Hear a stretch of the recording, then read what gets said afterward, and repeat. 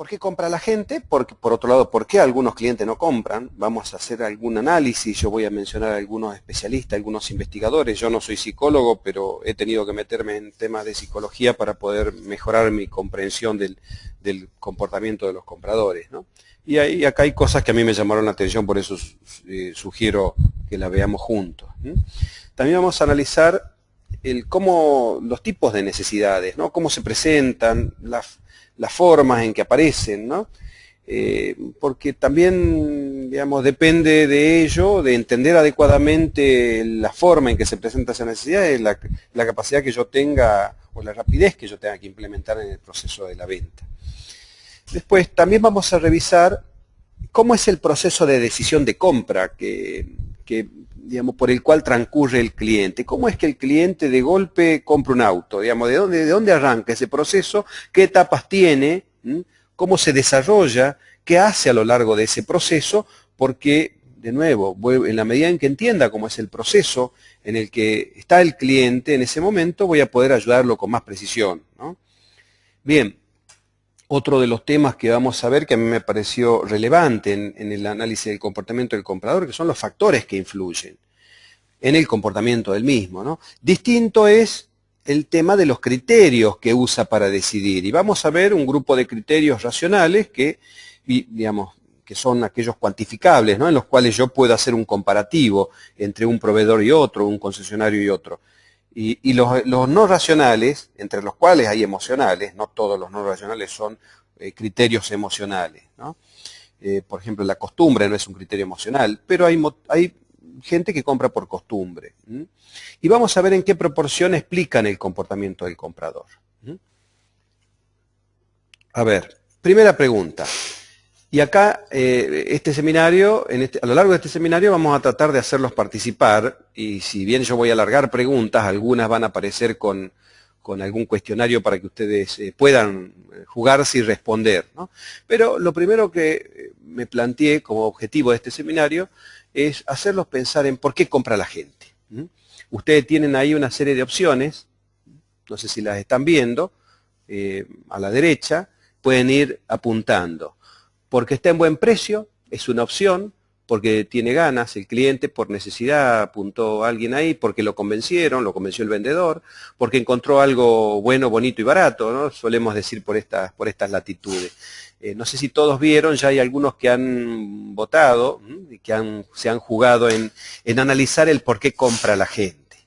A ver, voy a esperar un poquito más, así se llena un poquito más el panel, está bastante repartido, de modo que digamos, antes de dar mi conclusión al respecto, es una buena forma de ver qué opina la audiencia. Repito nuevamente, las opciones son de por qué compra la gente, porque está en buen precio, entonces se supone que hace un buen negocio, porque tenía ganas de comprar un auto y de pronto se fue a comprar un auto, porque algún amigo tenía uno, un vecino, un hermano, le comentó. Otro dice por necesidad, necesitaba un auto y lo fue a comprar. Otro porque lo convencieron. En realidad hay veces que uno está tan dudoso, que, digamos, tan dubitativo, que hace falta que el vendedor haga el cierre, ¿no? Que alguien me convenza de que es un buen negocio. Y finalmente la última opción es porque encontró algo bueno, bonito y barato. Bien. Ya votó el 50% de la gente, con lo cual animo nuevamente a los que todavía no lo han hecho, que observen en la pantalla las opciones y se decidan por una de ellas. Bien, vamos a ver las conclusiones. Vamos a ver las conclusiones. Listo, se cierra la votación. Mostremos ahí, Sebastián está mostrándonos bueno, evidentemente por necesidad fue la más votada, ¿no? Bien, y en realidad es así, ¿no? A ver, vamos a ocultar la encuesta y vamos a seguir con la presentación. Es decir, la gente compra para satisfacer necesidades. Después, el resto de las cuestiones, digamos, tiene que ver con criterios, con aspectos que han influido en su decisión de compra, pero el motivo por el cual la gente compra es para satisfacer una necesidad. Hace un tiempo, no muy lejano, escuché a Tom Wise hablar es un especialista en servicio al cliente y en análisis de comportamiento del comprador. Tom Wise decía, hay dos motivos por los cuales la gente compra, porque tiene necesidad o porque tiene ganas. Todos los otros caen en esto, ¿no? Y yo digo, bueno, de última, el tener ganas es una necesidad, sacarse el gusto, ¿no? Por capricho, por ganas, por gusto, No tenía la necesidad, ya tenía un auto y funcionaba bien, ya tenía un tractor y andaba bien el tractor, no se rompía, estaba en buen estado, podía tirar un par de años más. Y sin embargo, nos encontramos frente a que tomamos la decisión de comprar. Entonces, el por qué compra la gente, podríamos decir que tiene una única globalizadora respuesta, que es esta que acá estamos exponiendo, ¿no? De hecho, si ustedes, digamos, observan, la misión de un concesionario, ¿para qué existe un concesionario? ¿Para qué existe cualquier empresa en realidad, ¿no? Pero concretamente, ya que estamos hablando acá de concesionario, y la respuesta a esa pregunta es lo que se conoce como la misión. Y la misión de una organización no es otra que la de satisfacer necesidades de sus clientes. De hecho, voy a aprovechar, yo soy consultor de Autológica, que es la organización que organiza estas actividades y nos convoca a algunos disertantes. He tenido la oportunidad de observar la misión de Autológica. Autológica define su misión como ayudamos a los concesionarios del mundo a hacer mejores negocios. Ellos no dicen que hacen un software para concesionarios, porque de hecho el objeto social es la realización de un software eficiente para concesionarios. Lo conozco, por eso hablo de eficiencia. Ellos, digamos, usan ese medio, pero para satisfacer necesidades de los concesionarios. En este caso, el concesionario, ¿qué necesidad tiene? El de hacer negocios. Entonces, la misión de un concesionario es la de satisfacer necesidades de los clientes. De modo que, digamos, ya que estoy diciendo esto, la misión del vendedor de un concesionario es esto. El sentido que tiene el que esté un vendedor en un concesionario es justamente para ayudar a su organización a cumplir su misión. Como consecuencia de ello, la organización va a ser rentable, va a crecer, va a posicionarse en el mercado. Pero este es el verdadero motivo. Un paso más damos, y yo creo que esto me va a ayudar a definir lo que es el marketing. No es el tema de hoy, pero me parece que es tan importante el tema de la satisfacción de necesidades de los clientes, que marketing es eso, ¿no? Detectar necesidades insatisfechas y satisfacerlas rentablemente. Es decir, el concepto de marketing le agrega a la misión la condición de ser rentable, ¿no? De la rentabilidad. Porque si una organización no es rentable, va a satisfacer necesidades por un tiempo a sus clientes, ¿no? Con lo cual, lo que estamos diciendo acá es que estamos en el corazón de la misión de una organización y del sentido que tiene una organización o un vendedor en la vida de los clientes, ¿no? Este es el motivo por los cuales los clientes acuden a un concesionario y esto es lo que esperan que lo ayudemos a hacer, ¿no? A resolver el problema, no que nos vendan un auto. Ahora me pongo del lado de los clientes. Me molesta que me enchufen un auto, que me vendan una cosechadora, una pulverizadora, una máquina vial. Me molesta. Lo que necesito es que me ayuden a tomar la decisión adecuada.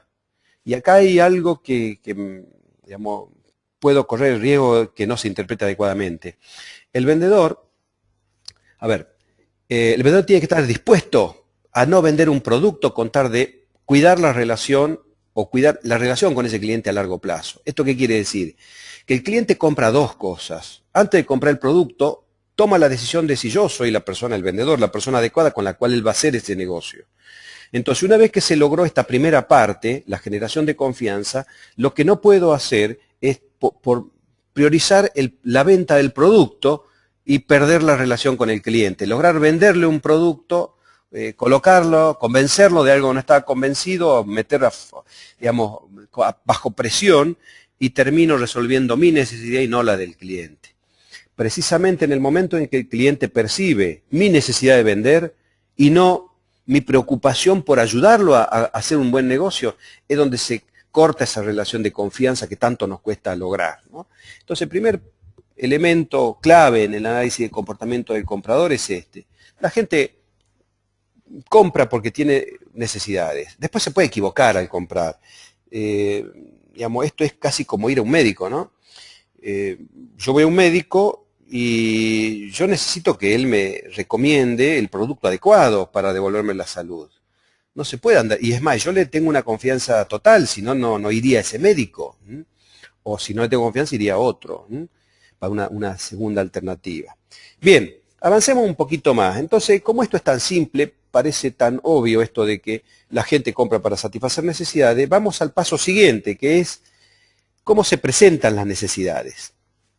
Y acá hay, podría contar un cuento, pero se me hace medio largo. Creo que al momento en que recibimos a un cliente, el vendedor debe interpretar qué tipo de necesidad tiene el cliente en ese momento. ¿Lo necesita el auto para allá? ¿O está empezando a mirar para dentro de 2 años cambiar? Y si escuchamos al cliente, él lo dice a esto. El cliente manifiesta estas cuestiones y bueno, del modo que escuchando lo vamos a encontrar con distintos tipos de necesidades. Urgencia es cuando el tiempo para decidir por parte del cliente ya está encima. Es algo así como que estamos muy cerca de la cosecha y estoy por comprar una cosechadora o un repuesto para cosechar. Estoy dentro de la cosecha de granos y voy a la concesionaria a comprar un repuesto para una cosechadora, algo de alta rotación, de mayor desgaste, ¿no? Una cuchilla, un puntón. Entonces, evidentemente hay momentos en que el cliente no tiene tiempo y el vendedor tiene que darse cuenta de esto, porque cuando hay urgencia por parte del cliente, lo que menos quiere el cliente es perder tiempo. Quiere hacer el negocio y retirarse. Obviamente tenemos que tener el recaudo como para que el cliente lleve lo que necesita. Pero un vendedor que no detecte que el cliente tiene una urgencia, porque no preguntó, porque simplemente no escuchó, quizá se está perdiendo un negocio. Porque si le empieza a mostrar 2 alternativas o 3 opciones, el cliente se marea y se va. La otra forma en que se presentan las necesidades es en forma planificada, como decía al principio. Es decir, un cliente que está empezando a buscar porque piensa que dentro de un año va a cambiar su máquina vial, su tractor, su auto. En este caso, el cliente tiene tiempo. No quiere decir que no se lo vaya a llevar hoy al auto, porque viene pensando en que su necesidad no es tan acuciante. En el otro caso viene y dice, necesito un auto ya, necesito un vehículo ya. Entonces, ya tengo que diferenciar entre necesidades urgentes y necesidades planificadas. En el campo, en concesionario de maquinaria agrícola, yo diría, cuando el concesionario vende servicios, ya estoy metiéndome en la postventa, muchos servicios y repuestos en época pico, es porque quizá no está ayudando al cliente a hacer mantenimiento preventivo de esas unidades, porque yo sé que esas unidades hay que hacer ese mantenimiento. De todos modos, en esos casos es como más simple de detectar porque yo ya estoy en el negocio, la relación la tengo con el cliente. Distinto es en el caso de que el cliente me venga a comprar un auto a la concesionaria. Y ahí es donde yo tengo que identificar, obviamente, a ver qué tipo de necesidad tiene esa persona. Obviamente que al margen de que sea urgencia o planificada, tengo que saber si esa persona busca el auto para reemplazar el suyo que lo chocó su hijo, o busca un segundo auto más chico para su hijo o para su mujer, o al revés, ¿no? La mujer busca un auto más chico para los hombres, porque a veces me van a enojar las mujeres. O está buscando un utilitario, porque lo va a usar para trabajar y es viajante. Entonces, es clave en el proceso de la venta hacer preguntas abiertas al principio y dejar que el cliente hable para que nos transmita su necesidad. Yo diría que todo el proceso de la venta se puede manejar con preguntas, se debe manejar con preguntas. Al principio las preguntas abiertas para que el cliente manifieste su necesidad, esto que decimos tan simplemente, satisfacer la necesidad de los clientes. Bueno, pero ¿cuál es la necesidad? Digamos, ¿cómo la detecto? ¿Qué pregunto? ¿Y qué tipo de preguntas? Las preguntas al principio del proceso, de la relación, sobre todo cuando no lo conozco al cliente, tienen que ser muy abiertas, lo suficientemente abiertas para que el cliente hable de lo que él quiere hablar. Y de paso me manifiesta la forma en que se le está presentando esa necesidad. Las preguntas, ya que estamos con preguntas, las preguntas cerradas son necesarias o útiles al momento del cierre.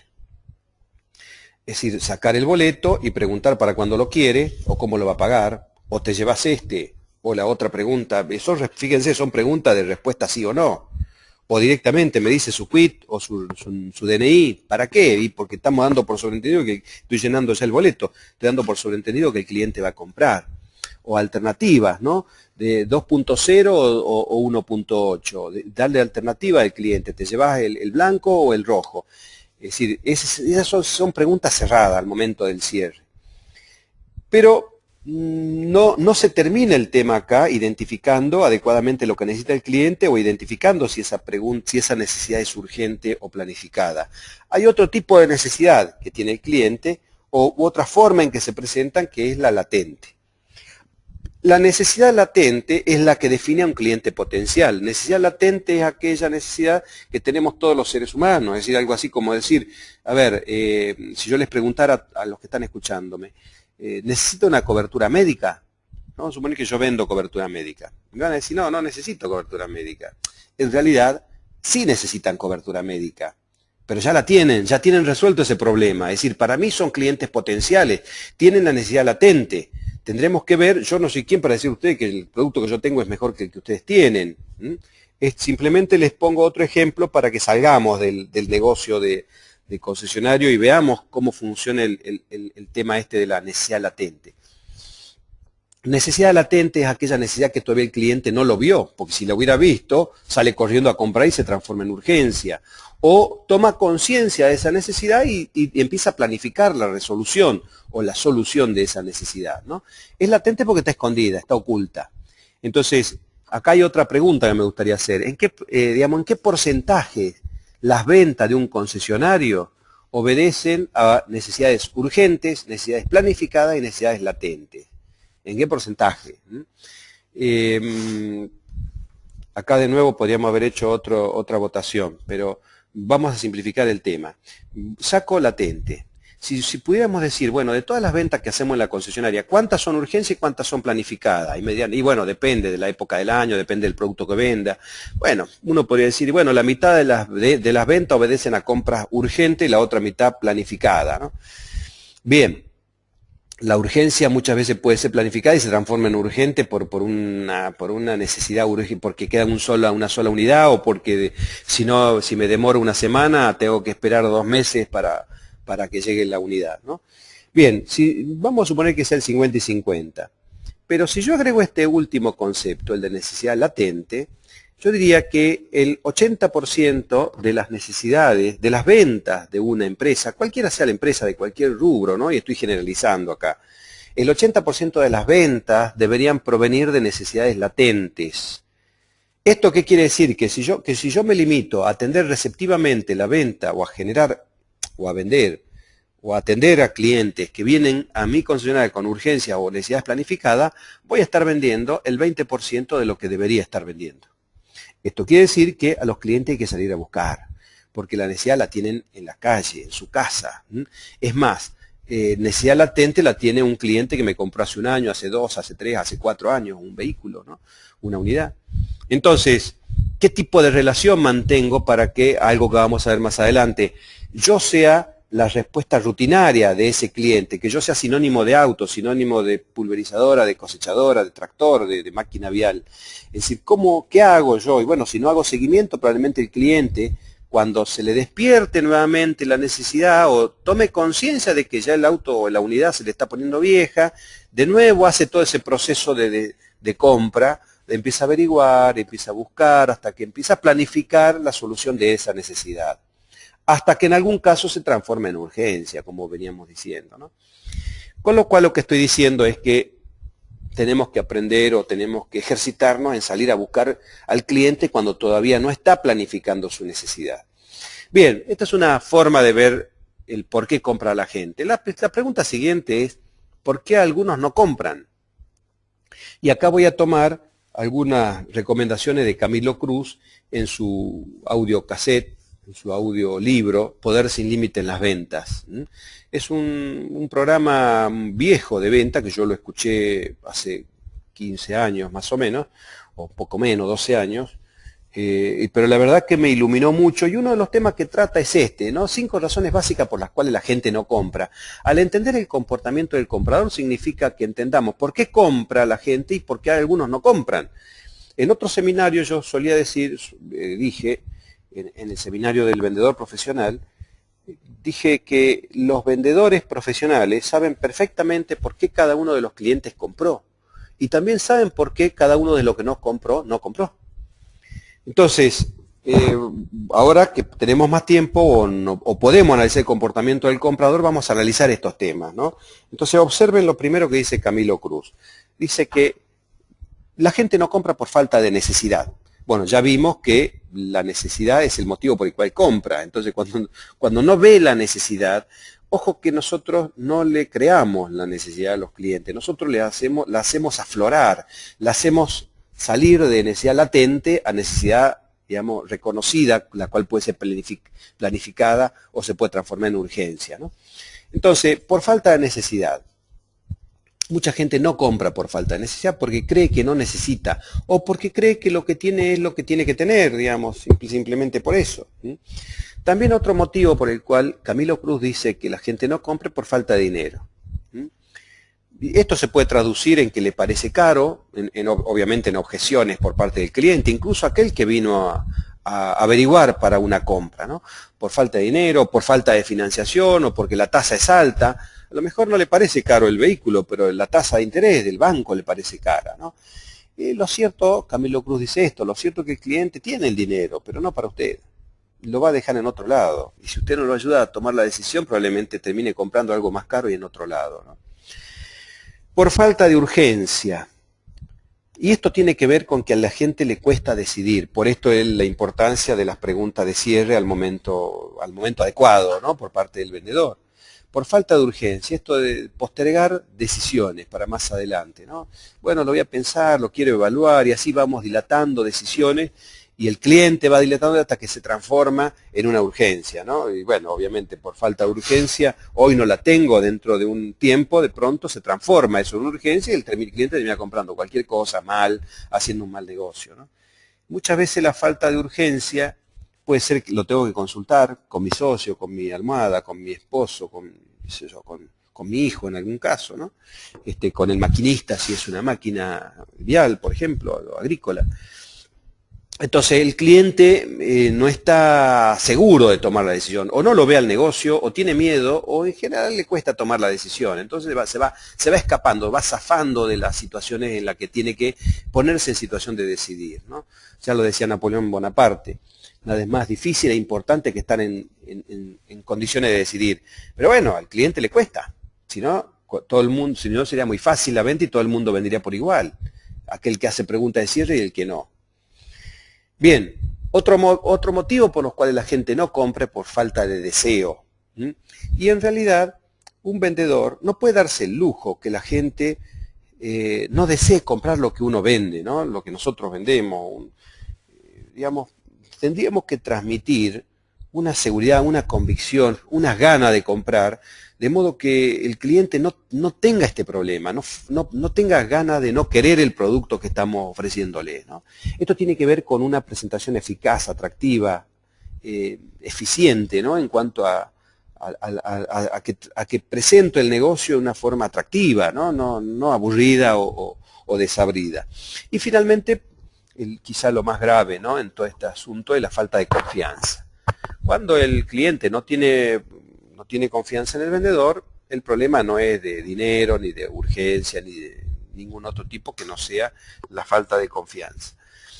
Entonces, esto lo dice, como les decía yo, Camilo Cruz en su audiolibro Poder sin límite en las ventas. Y esto lo tengo que entender, porque si no entiendo esto, puedo llegar a ofenderme en alguna situación de venta. O tengo que ver dónde radica el problema de la falta de decisión por parte del cliente.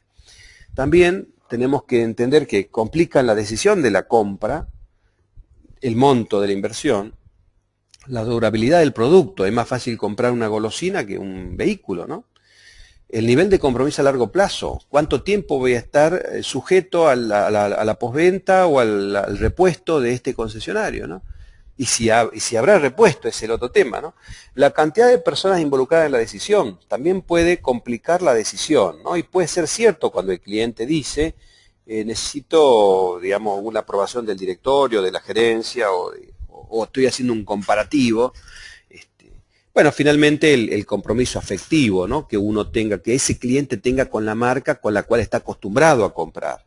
Si yo resulta que tengo BMW y viene un cliente de Mercedes, Y bueno, un cliente que siempre tuvo Mercedes y hay un compromiso afectivo con la otra marca. Yo tengo que ser respetuoso de eso, ¿no? No puedo avasallar con mi argumentación, mucho menos diciéndole que lo que compró no es mejor que lo que yo vendo, ¿no? Entonces, hay una serie de cuestiones que complican la decisión de compra y yo tengo que ser consciente de esto y respetuoso de todas estas cuestiones, ¿no?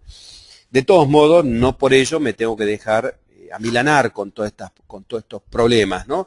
Pero saber dónde radica justamente el inconveniente del cliente. Acuérdense que todas estas cuestiones, la falta de necesidad, la falta de dinero, la falta de urgencia, deseo, pueden transformarse en objeciones al momento de comprar.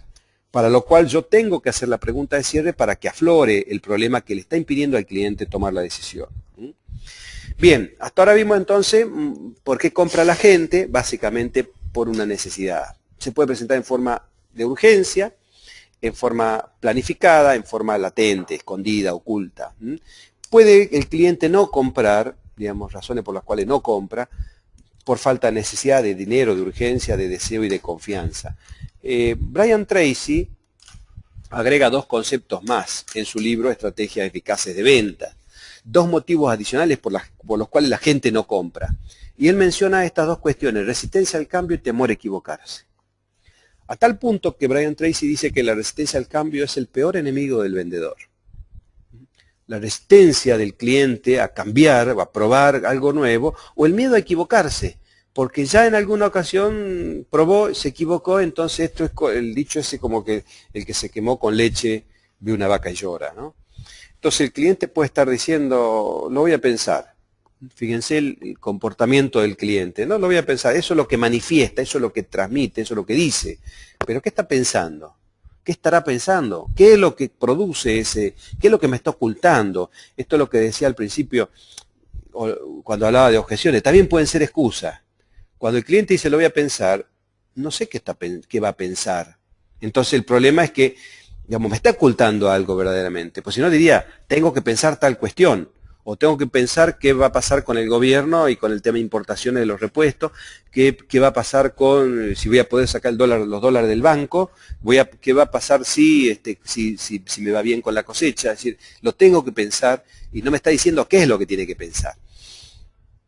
Me ha pasado que digamos, la venta de una cosechadora que puede costar $400.000, por ejemplo, una picadora, y el cliente lo dice, lo voy a pensar. En realidad no le puedo preguntar qué es lo que tenés que pensar, lo tengo que ayudar a pensar. Para lo cual la mejor técnica en este caso, quizá me estoy yendo un poquito del tema, pero ya que tratamos esto, la mejor forma es ayudarlo al cliente a pensar, repasar los acuerdos y decirle algo así como, mira, me parece bien que lo pienses, eso es acordar con el cliente, es una decisión importante que vas a tomar. Pero ya que ya que hace media hora que estamos charlando sobre este negocio, me permití hacer un resumen y empiezo a hacer repaso de acuerdos. La productividad de esta picadora, ¿te parece la adecuada para el volumen de negocio que vos tenés para encarar? Y sí, eso sí.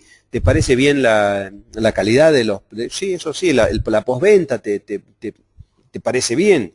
Sí, estoy repasando acuerdos, hasta que en un momento me quedo callado para que el cliente diga qué es lo que tiene que pensar.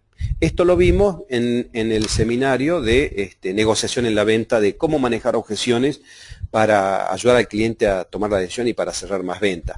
Pero ya que estamos hablando del comportamiento del comprador, quiero recordarles esto. El cliente dice algo y normalmente o muchas veces no dice lo que realmente siente o piensa. Quizá en algunos casos porque no hay una buena relación todavía o no tiene confianza. Entonces, ¿cuándo el cliente va a decir, no, lo que pasa es que mi maquinista me dijo que no le cambie más la máquina porque si no, él ya no va a laburar más, no puede trabajar, no está en condiciones de absorber mayor tecnología? Entonces ahí mismo la pregunta de cierre, o vamos a verificar primero, fíjense, entonces si tu maquinista está de acuerdo con que él puede manejar esta máquina, ¿vos la comprás? Entonces ya directamente se sujetó la operación a un problema que él tenía en la cabeza y no lo largaba, o no lo podía decir o porque la verdad que no lo había pensado, se le juntaba, se le mezclaban un poco de cosas. De esa manera él tiene que decir sí o no. Si mi maquinista se anima a manejar esta máquina, sí la compro, porque evidentemente es más productiva, me va a hacer mejor negocio. Entonces, primero sujetar a esto, es decir, sí, lo único que me impide comprar es esto, que mi maquinista, porque hace 30 años que trabaja conmigo y no quiero que se quede afuera, no quiero dejar de contar con él. Y bueno, entonces ahí viene la pregunta de cierre. Si tu maquinista se anima, ¿la compras? Entonces, fíjense cómo lo voy a pensar, yo termino sacando el globito que tiene el cliente en su cabeza, ¿no? Que es la preocupación, en realidad. ¿El que necesita?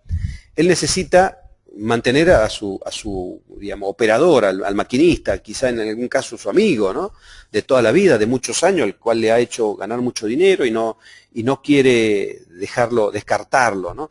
Entonces, también tenemos que ver que la necesidad no está vinculada directamente con el beneficio específico que brinda el producto. ¿Esto qué quiere decir? No es solo la productividad de esa picadora, de esa cosechadora o de ese vehículo, sino también las otras cuestiones afectivas que están vinculadas a la situación de compra de parte del cliente, que es lo que lo demora, lo que lo está haciendo pensar. Fíjense este otro globito que está hacia la derecha. Mi sobrino trabaja en tal concesionario. Si yo compro un auto nuevo, ¿qué va a decir mi sobrino? Puedo llegar a tener un problema familiar. Eso no se lo va a decir el cliente a cualquiera. Se lo va a decir a aquel que le tenga confianza. Entonces, dos motivos adicionales, además de los que acabamos de ver, de por qué la gente no compra. Según Brian Tracy, resistencia al cambio o miedo a equivocarse. El cliente vino a la concesionaria y está queriendo comprar, pero hay algo que lo está frenando. Y a pesar de que viene 2 veces y vino 3 veces, o lo hemos ido a visitar, y resulta que, me acuerdo que en una ocasión, en un curso de una capacitación en ventas de un grupo de concesionario de maquinaria agrícola, un vendedor me dice, yo tuve una situación así. ¿Cómo fue la situación? Le pregunto. Sí, yo tenía un cliente que ya había venido 2 veces, con el hijo, incluso con uno de los hijos, el mayor, ya lo tenía vendido, el tractor ya era lo que necesitaba el cliente, coincidía todo perfectamente, había una buena relación. Entonces dije un día, bueno, lo voy a visitar en la casa, ¿no? Entonces agarro la camioneta y me voy a visitarlo. Llego, bajo de la camioneta, lo voy a ver, ya yo decidido a cerrar, ya, porque ya había intentado varias veces y no había podido cerrar, y yo veía, le iba a decir, mira, ya está, hagamos la operación, vos confía en mí, punto, no se habla más de este tema. Pero antes de hablar vi que atrás de una cortina había un par de zapatos que aparecían en la puntita de los pies. Entonces dije, entonces se me ocurrió pegar un golpe en la mesa y decir, bueno, miren, no tiene sentido que sigamos hablando nosotros sobre la compra o no del tractor. Hasta tanto la patrona, la mujer de la casa, no dé el ok, este negocio no se hace. Entonces me levanté y me fui, así sin saludar, así, diciendo eso me levanté de la mesa y me fui. Me había terminado de tomar el café. No llegué a la camioneta, que me llamaron. En realidad, yo tuve consideración hacia la mujer y era lo que estaba frenando. Habría que ver qué quería la mujer. Capaz que quería irse de vacaciones, remodelar la casa, comprar un departamento. No sé con qué estaba compitiendo mi tractor. Entonces, lo que quiero decir con esto, no nos quedemos con lo que el cliente mencione o aflore o saque. Tenemos que tener una buena relación como para que el cliente no dude en depositar su confianza y hablarlo incluso de lo que no nos quiere hablar. Que justamente me ha pasado caso donde un vendedor iba a vender a una empresa y se demoraba, hizo un intento de cierre hasta que el gerente de la empresa le dijo, mira, en realidad te tengo que ser sincero, el proveedor actual es el sobrino del dueño de la empresa. Y quedó ahí la cosa. Entonces ya el vendedor pasó a entender un poco más la situación. Y ya el cliente le da información, de modo que no podemos usar esa información para manipularlo. Entonces lo que yo le pregunté al vendedor, ¿y vos qué hiciste? Entonces el vendedor me dice, le dije, mira, yo no quiero que lo reemplace. Comprame el 10% y poné 2 pingos en la cancha a correr. Y le pareció bien. Entonces recibió el ok del dueño y puso un segundo producto con una pequeña parte, digamos, no importa de qué, pero así de esa manera le exigió más al sobrino y empezó a quedar más a la vista que el producto que traía el sobrino no era el adecuado para la empresa. Pero bueno, era lo que compraban por una cuestión de relación, ¿no? Vamos a ver después, digamos, qué cuestiones explican el comportamiento del comprador. Vayan guardando todas estas anécdotas como para responder después esa pregunta, que vamos a volver a hacer una encuesta. Y de paso vayan también guardando preguntas para quiero terminar de exponer todo esto y ya a ver si podemos responder algunas dudas que hayan quedado en el tintero. Paso siguiente, ¿cómo es el proceso de compra? Esto es muy simple, el proceso van a ver 5 palabras escritas acá para simplificar, ¿no? Acá tienen la fuente, los autores de pero todos los especialistas en comportamiento del comprador coinciden en este proceso. Periodo de incubación. Hay un periodo en que el cliente va recibiendo información. No piensa cambiar el auto, no piensa comprar una cosechadora, no piensa, por ahora no piensa cambiar su máquina navial o comprar otra marca, pero todo trabajo del vendedor pasa, digamos, es como una siembra, ¿no? Es una semillita que voy sembrando, que obviamente la tengo que cuidar, la tengo que regar, tengo que desmalezar, estoy poniendo en proceso de incubación. Por eso insisto, que un vendedor que sale a vender el producto, sale a fracasar. Si sale a iniciar relaciones y a sembrar esta primer semilla que meter en proceso de incubación, esto es lo que hace que digamos, no fracase, porque cualquier cosa que yo haga, ya sea inicié una relación, investigué qué proveedor les está proveyendo en este momento, o qué tipo de información, o fíjense qué pregunta, ¿no? Vamos a poner un cliente que me diga, no, ya tengo resuelto ese problema, no, además tengo maquinaria de otra marca, o no estoy pensando en cambiar el auto. Digamos, la pregunta siguiente, ¿no? Fue que yo les decía que todo el proceso de la venta debería manejarse con preguntas. Y una pregunta como esta, ¿qué debería contener mi propuesta para tener alguna chance de competir? Y si el cliente de entrada me dice una buena financiación, está diciendo que su proveedor actual no le está ofreciendo una buena financiación. Bien. Paso siguiente, en algún momento se produce el detonante. El cliente reconoce la necesidad. ¿Y a dónde va a averiguar? Porque el paso siguiente es hacer una recorrida por distintos proveedores de esa solución. El cliente normalmente va a ir a tomar contacto con aquellos que hayan influido positivamente en el periodo de incubación. Por eso es importante trabajar pensando en que estoy sembrando. En algún momento, si yo con periodicidad, hago seguimiento, por supuesto. Estaba tentado, había vencido la tentación de hacer este comentario, pero lo voy a hacer de nuevo porque me parece oportuno. Dicen que en promedio las ventas se cierran en la 5ª entrevista, en promedio y en general, de productos y servicios, y cuando salgo a buscarlo al cliente. Hago un primer contacto, y ese primer contacto, en esa primera entrevista, lo máximo que puedo llegar a enterar es de quién es el proveedor actual del cliente y cuán satisfecho está, o cuántos proveedores tiene. Vamos a suponer que sean semillas lo que está comprando, ¿no? A lo mejor siembra 1000 hectáreas y tiene 3 proveedores de semillas porque está probando 3 y yo le llevo una más, ¿no? O fertilizante, o inoculante, o coadyuvante, ¿no? Es decir, digamos, lo primero que puedo hacer es eso. Ahora, ¿saben cuántos vendedores abandonan al cliente después de la primera entrevista? El 50%. Eso significa que la mitad de los vendedores han hecho perder el tiempo a los clientes. Es decir, han hecho un trabajo de incubación, pero como después abandonan al cliente y no hay segunda entrevista, esa semilla se seca y queda en el camino y se muere. De ese 50% que hace una segunda entrevista, ¿saben cuánto hacen una tercera? Un 30%, una cuarta entrevista, un 20%, y finalmente llegan a la 5ª entrevista solamente un 10% de los vendedores. Esto es una de las cualidades del éxito en la venta, es la perseverancia. Y la perseverancia tiene básicamente 3 pilares, ¿no? Los pilares sobre los cuales reposa la capacidad del vendedor de ser perseverante son 3D. Son 3 palabras que empiezan con la letra D. Disciplina, dedicación y determinación a conseguir esa relación. Entonces, yo lo que digo es, si bien es cierto el proceso es incubación y después se produce el detonante, cuando se produce el detonante el cliente sale a buscar alternativas de solución y obviamente revisa en los que han influido positivamente, como decía, en el periodo de incubación. Después de eso, evalúa, compara, en base a algunos criterios, toma la decisión de comprar o de no comprar o de dilatar la decisión. Después de que compró o de que decidió no comprar, hace una evaluación si se equivocó al comprar o se equivocó al no comprar, o si acertó al comprar o se acertó al no comprar por ese momento. Algo así como si acertó al vender la soja cuando subió o si esperó a que siga subiendo y después bajó.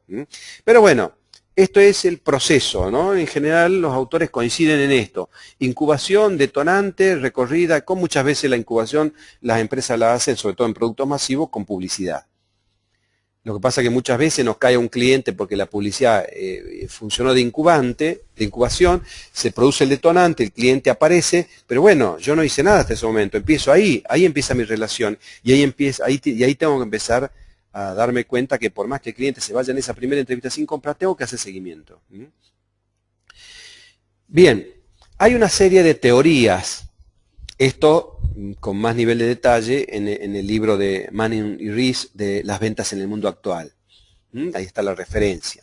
Antes se conocía esta técnica como AIDA. Ahora estos autores le han puesto una C. La han transformado en AIDCA. Me gustó, no solo por lo novedoso, sino porque me pareció que es un paso interesante, ¿no? Y se supone que son los pasos psicológicos por los cuales transcurre el cliente, ¿no? A lo largo de este proceso. Algo le llama la atención, digamos, una publicidad, una foto, un amigo que apareció con un vehículo, lo vio pasar por la calle, bueno, algo le llamó la atención, después les empieza a interesarse, a investigar, a informarse, a escuchar, che, así que este vehículo hace tal cosa y tal otra, y tiene tal consumo y tal potencia, y es 4x4, no sé qué. Entonces, después pasa al deseo. Y se supone que el vendedor tiene que ir llevando por estos procesos psicológicos al cliente cuando entró a la concesionaria. Digamos, aquel producto que quizá le llamó la atención, tiene que el vendedor ayudarle a que le despierte el interés y a que lo quiera. Hace rato hablábamos que uno de los motivos por los cuales la gente no compra es por falta de deseo. Y bueno, muchas veces los vendedores le sacan la gana de comprar al cliente, ¿no? Una vez que pasó a esta instancia de desear tener el producto, tiene que pasar por otra que es la convicción de que es el mejor negocio tener este producto, este auto, esta cosechadora, esta máquina. Y después, una vez que se convenció, pasa a la acción. De todos modos, esto es bastante pasivo. Digamos, si bien el vendedor tiene que ir acompañando todo este proceso, básicamente es una teoría que la maneja el cliente. Él pasa por todos estos procesos y él tiene que pasar a la acción y tomar la decisión. Ahí es donde el vendedor tiene que ayudarlo a que el cliente tome la decisión. Otra teoría sobre lo mismo, no es que son distintas comportamientos, es el mismo proceso de compra del cliente, nada más que visto por otra teoría que en este caso es la de la resolución. Y tiene 5W porque son 5 preguntas que se responde el cliente. Está desarrollada por unos norteamericanos, Manning y Rees. No sé si la tomaron de otro lado ellos, pero por eso es como el origen es en inglés, son las 5 W. La primera W es ¿por qué? Why.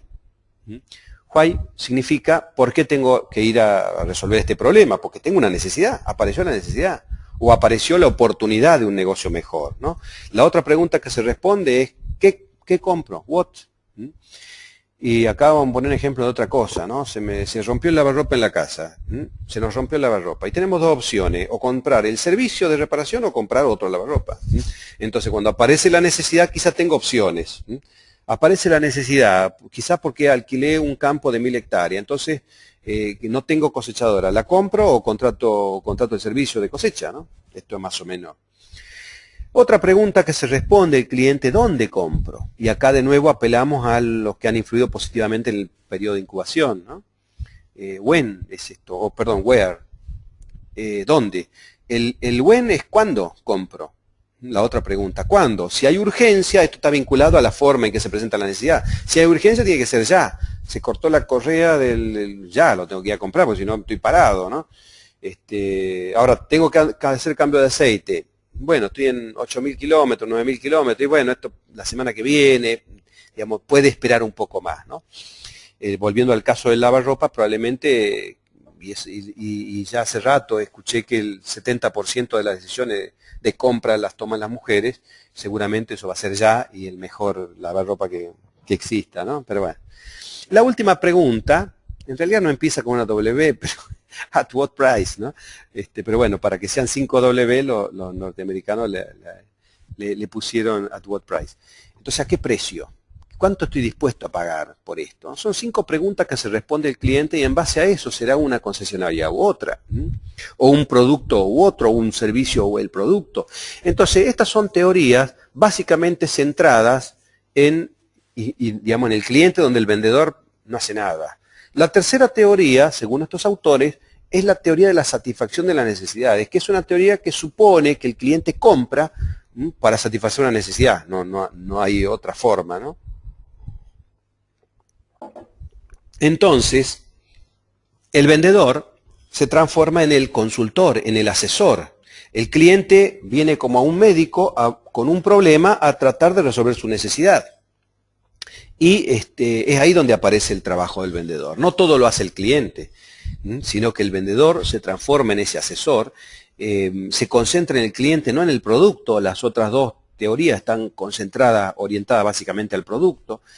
El vendedor se concentra en la necesidad del cliente, busca relaciones de largo plazo, una relación de mutuo beneficio, con compras subsecuentes, ¿no? Consecuentes a lo largo del tiempo, subsiguientes.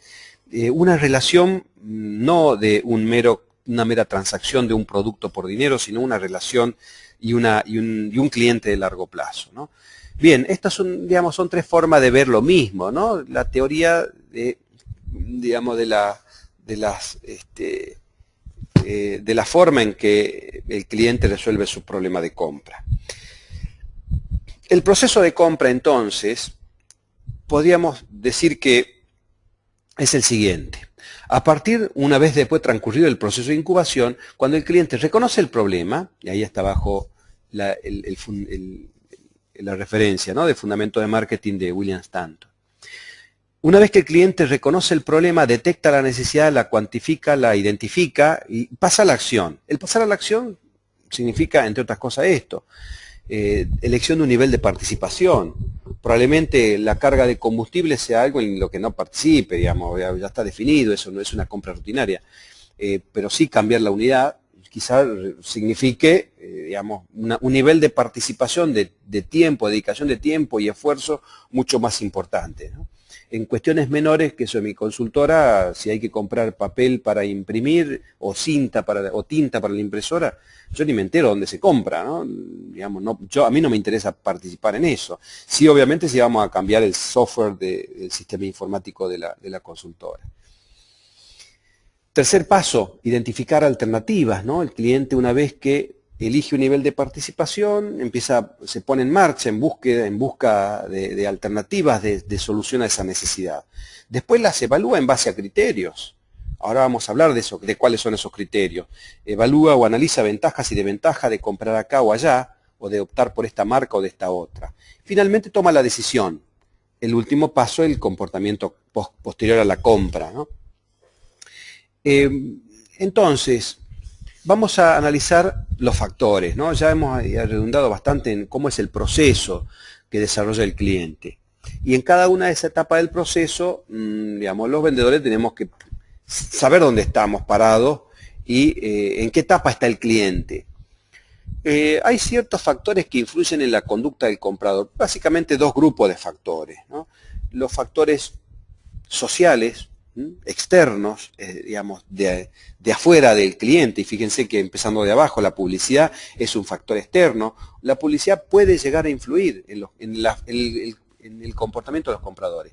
No cabe duda de que colegas y amigos, los mecánicos, son unos influenciadores terribles, ¿no? Los grupos de referencia, el estatus social, cuántas veces vemos yendo por la ruta 2 vehículos exactamente iguales. ¿Ahí qué pasó? Uno fue el que funcionó de referencia y el otro siguió, ¿no? El seguidor copió. Bien, después, bueno, también obviamente la cultura, las costumbres, los valores y las creencias, ¿no? El estatus, digamos, el tener determinada ropa de determinada marca en un sector determinado es coherente. Entonces son factores que influyen en el comportamiento del comprador, ¿no? Y hay factores también internos o factores psicológicos. Entonces hay 2 grupos de factores, 2 grandes grupos de factores, que son los factores sociales y los factores psicológicos, que son los que influyen en el comportamiento del comprador. Hay entre los factores psicológicos la personalidad, la motivación. Alguien me decía por ahí la edad en una ocasión. Sí, obviamente la edad tiene tiene su influencia, obviamente, en la motivación, en la personalidad, en el proceso de procesamiento de información, en las actitudes, o en las emociones. Lo que emociona a una persona de 60 años no le emociona a una persona de 20, ¿no?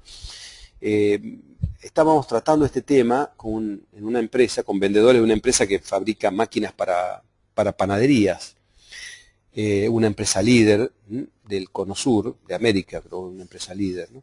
Entonces los vendedores me decían, sí, estaban tratando, me acuerdo que la empresa había lanzado un enfriador de agua. Las panaderías tienen que fabricar, digamos, el pan se fabrica con el agua a una temperatura de 5 grados. Esto lo aprendí ahí, ¿no? Con esta gente. Entonces, el panadero tiene dos formas la panificación tiene dos formas de enfriar el agua, o mete bidón en una heladera o con un sistema que había inventado esta empresa que garantiza la entrega del agua a 5 grados a través de una cañería y una conexión. Obviamente que requiere una inversión. Entonces, me decía uno de los vendedores, por ahí me encuentro con un tipo grande digamos, que ya toda su vida en la panadería, y me dice, pero mi hija está viviendo en otro país, mi hijo está estudiando medicina y yo no creo que nadie siga, yo más que seguir invirtiendo tengo ganas de vender la panadería. Mientras que por ahí hay otros que son más jóvenes, que quizá lo acaban de comprar la unidad de negocio y lo ven con otra motivación, con otro punto de vista. Entonces, tengo que entender estos factores, ¿no? Tengo que interpretar e incluso identificar. En el campo se usa mucho esto, ¿no? En cada localidad, identificar el líder de opinión. Aquel que si compra mi producto, hay un montón de gente que lo va a comprar. Obviamente que ese líder lleva mucho tiempo hacer, digamos, que compre mi producto, porque quizá ya en este momento tiene otro producto, otra marca, y ha influido en mucha gente en comprar esa otra marca. Es decir, normalmente suele ser leal, porque no puede estar cambiando a cada rato, pero la gente lo mira mucho, y si cambió por algo debe ser. Normalmente lleva una conducta sí, manifiesta una conducta bastante coherente, ¿no? Finalmente, la influencia del vendedor. Esto es determinante. En una concesionaria, el vendedor puede echar al cliente o puede hacer que el cliente compre, se quede contentísimo y se transforme en un fanático de la marca y del vendedor y de la concesionaria, ¿no? Estos son los factores principales que influyen. En realidad, el vendedor es un factor externo, social, pero me parece muy importante como para no resaltarlo en forma individual. Digamos, acá vamos a mezclar ya el proceso de compra con los factores, ¿no? Acá están los factores, las variables psicológicas, las influencias sociales. Ante una situación de compra se produce el detonante, el cliente reconoce la necesidad. Entonces el proceso indica que sale a buscar información entre los que han influido, como dije, positivamente en el proceso de incubación, busca alternativas, evalúa, las cuantifica. Después, en algún caso, se viene por este lado, ¿no? Pospone la decisión y hasta que nuevamente vuelve a aflorar la necesidad. En otros casos, directamente, después de evaluar las alternativas, elige una, compra el producto. En base a esta compra, ¿se acuerdan? Está el comportamiento posterior a la compra, que después eso hace que el cliente diga, bueno, este es mi marca, o esto no lo compro nunca más. O compro el producto, pero no compro el servicio. Esto puede ocurrir, ¿no? Gente fanática de la marca, del producto en sí, pero que no sé por qué circunstancia, puedo estimarlas, ¿no? Se rehúsa a la postventa del concesionario, ¿no? Ahora, ¿qué quiero mostrar acá? Y presten atención con lo que vamos a ver ahora. Cuando un cliente reconoce la necesidad y ya tiene proveedor, entonces directamente va y compra el producto y se evita todo este proceso de buscar información, alternativas, selección, y también se evita de posponer la decisión. Entonces, con esto quiero simplemente mostrar o preguntar, ¿en cuántos clientes tenemos respuesta automática ante la necesidad de compra de un vehículo o de una necesidad de postventa? ¿Para cuántos clientes yo soy sinónimo de solución a esa necesidad cuando aflora? Aquellas concesionarias, aquellas empresas que tengan mayor cantidad de clientes cuya respuesta obvia es la compra en esa empresa, son las empresas que tienen clientes leales y clientes fanáticos, ¿no? Entonces, independientemente de estas variables psicológicas o sociales o teniéndolas en cuenta, yo lo que tengo que lograr en que cuando aflore esa necesidad, yo sea la respuesta obvia, la respuesta rutinaria se le llama en este caso, ¿no? Es algo así como cuando uno tiene un problema mecánico, bueno, ¿a dónde va? A su mecánico, no se plantea, o vamos a un ejemplo más caro, ¿no? Mi nene, digamos, tengo que hacerle, digamos, tiene fiebre, ¿a dónde voy? A mi pediatra. Hay una respuesta rutinaria, urgente, llamo a mi pediatra y lo llevo, ¿no? Al médico que lo atiende. No ando buscando información, buscando en las cartillas a ver quiénes son los distintos pediatras que hay en la ciudad para ver, a ver quién cobra más barato, más caro, porque evidentemente ahí prima otra cosa, que es la que vamos a ver ahora cuando analicemos los criterios con los cuales los clientes deciden, ¿no? Esto, de todos modos, cuando repasen este seminario, me gustaría que esta diapositiva la tengan presente. Es la mejor recomendación que puedo llegar a hacer. No sé, ¿en cuántos clientes yo soy la respuesta rutinaria, la respuesta obvia, la respuesta lógica o el sinónimo de solución de esa necesidad, ¿no? Finalmente, uno de los últimos temas que ya nos va quedando es la unidad de decisión de compra de los clientes. ¿Esto qué quiere decir? Que no es, si fuera tan simple, una sola persona vendría, compraría y no, ya está, ¿no? Pero resulta que hay una serie de personajes que pueden llegar a participar en esto. Y uno dice, bueno, pero no es tan así, o pueden no ser tan así. Fíjense, yo les voy a dar un ejemplo de algo que es muy barato, un chupete. Espero que en otros países se diga lo mismo, ¿no?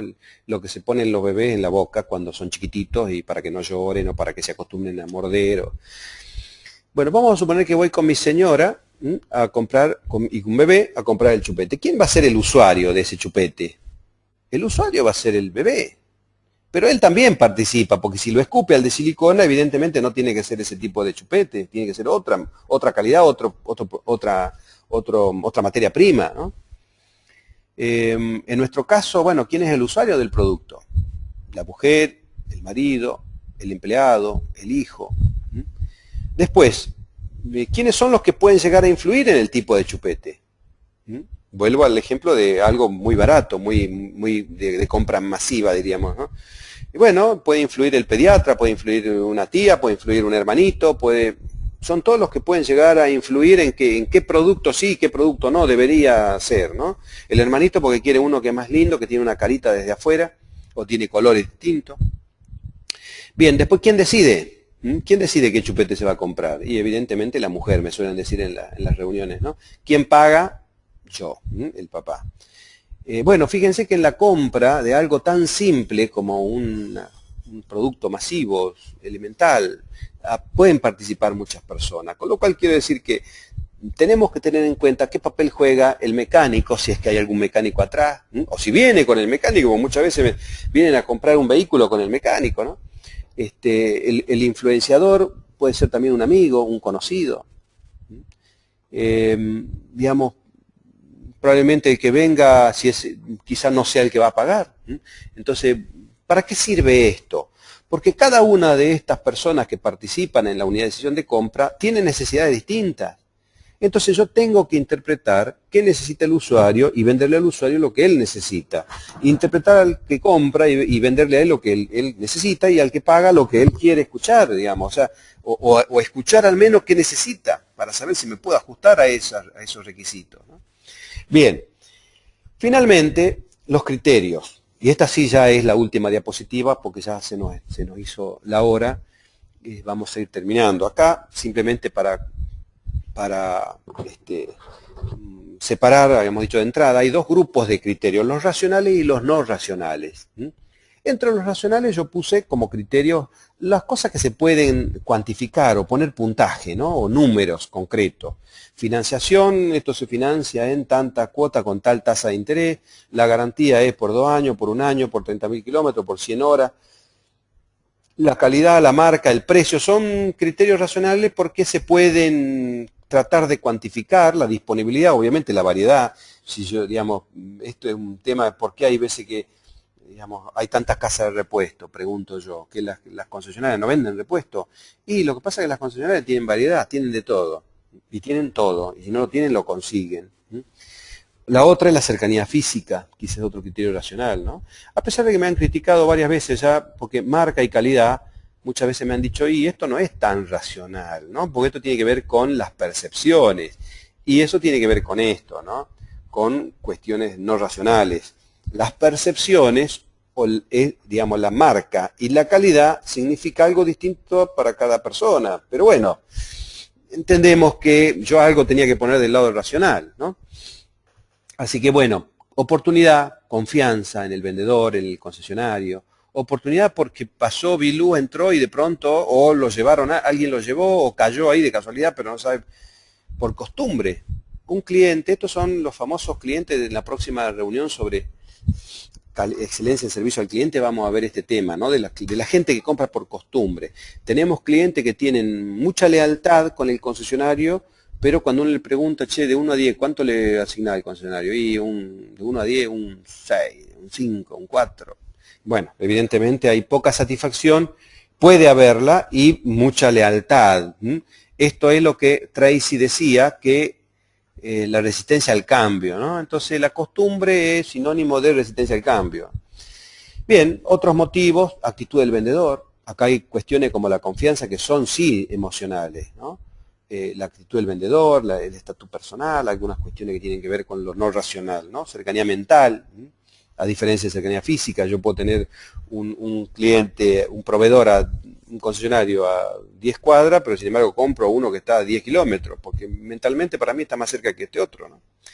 Y acá viene la pregunta y sobre la cual queremos hacer hacerlos pensar un poquito a ustedes. La segunda pregunta, en la cual les vamos a sugerir porcentajes. ¿En qué proporción creen ustedes que explican el comportamiento del comprador los criterios racionales y los criterios no racionales? Opción A, 50 y 50, opción B, 60-40, opción C, 30-70, ahí ya se empezaron a jugar, opción D, 80-20 o 10-90. ¿En qué proporción explican el comportamiento del comprador? Ojo que es distinto si pregunto, ¿qué criterios usa el cliente para decidir a qué explica un comportamiento de algo que ya se decidió? Ejemplo, ¿dónde carga combustible? Y en tal lugar. ¿Por qué? ¿Te limpian el parabrisas? No me limpian, me pregunta para cobrarme, si no, no lo hacen. Digamos, te hacen la factura sin preguntarte, pues ya te reconocen, te conocen, saben. No, cada vez que voy me preguntan si quiero factura. Y cuando le digo que sí, me vuelven a preguntar todo lo mismo, la razón social o el quit, porque no se acuerda. ¿Y entonces por qué va? Y de ahí viene la respuesta, ¿no?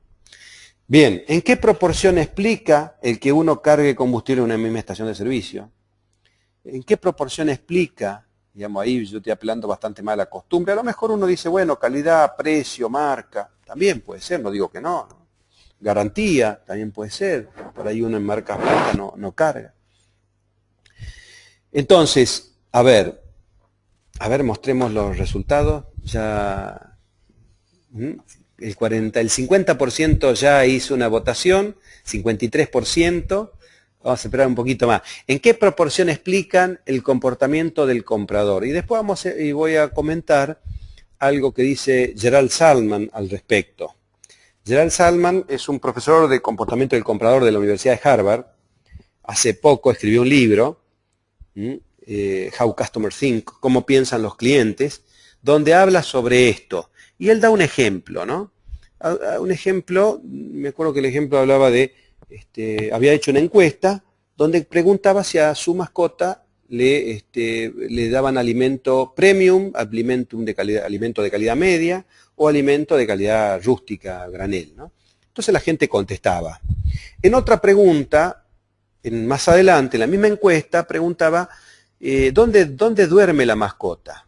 Entonces daba dos opciones nada más.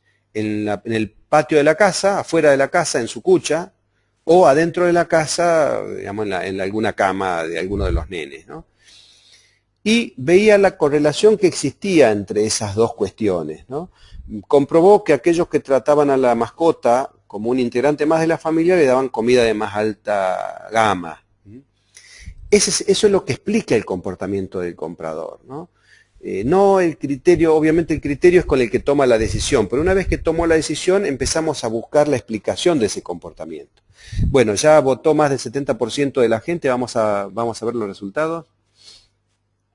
Tenemos un 70%, un 43% que dice que la gente decide 60% basado en criterios racionales, 40% en criterios no racionales. Un 36% que menciona 30 racionales, 70 no racionales. Bien, vamos a sacarla, así pasamos a la siguiente. Bien, muchas gracias por la participación que estoy viendo que hay. Bien, lo voy a contar o lo voy a mostrar con este esquema, ¿no? Con este, digamos, Gerald Salman, ese libro que mencioné, How Customers Think, dice lo siguiente: la mente del mercado está formada por la mente del cliente y la mente del vendedor, por procesos conscientes e inconscientes de vendedor y cliente, ¿no? ¿Y en qué proporción? Dice él. Y esto es como la teoría del iceberg.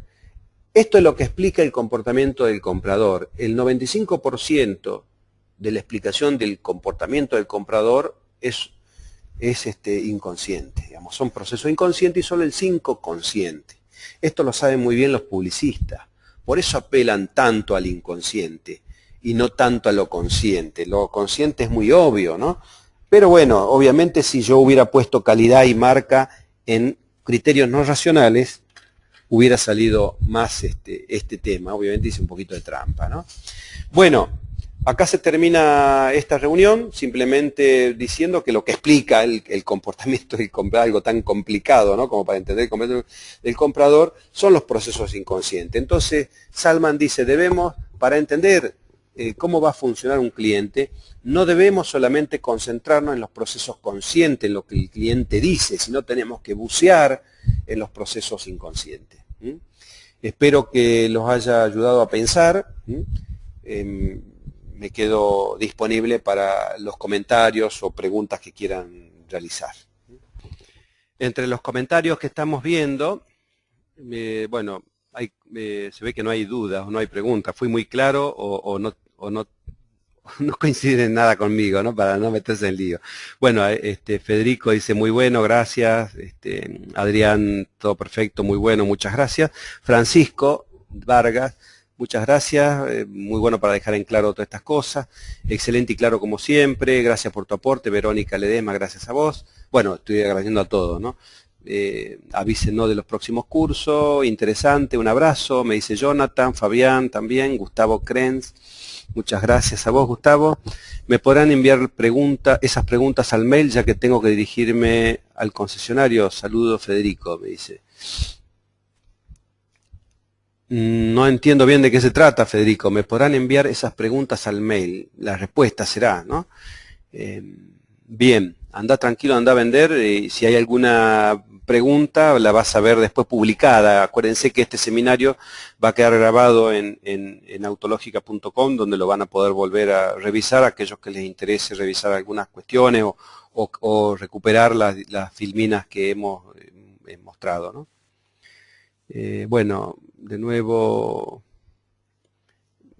Juan Beethoven me dice, pregunta, ¿debemos entonces ser más agresivos, más publicidad? Yo no sé si es la conclusión, digamos. Yo lo que sé es que tenemos que ser más eficientes cuando viene el cliente a visitarnos y no quedarnos a esperar a que vengan, digamos, empezar a revisar bases de datos antiguas nuestras. Yo no digo agarrar la guía de teléfono y entrar a llamar a cualquiera, por ahí a lo mejor eso no es lo más adecuado, pero sí llamar a ex clientes y pedir referencia. Entonces ya llamar a otra persona, digamos, diciendo, bueno, hablo de parte de fulano de tal, ¿no? Y de paso revisar el espinel de clientes que han comprado hace 2 años, 3 años, 4 años y volverlos a visitar, digamos, no quedarnos esperando a que los clientes vengan.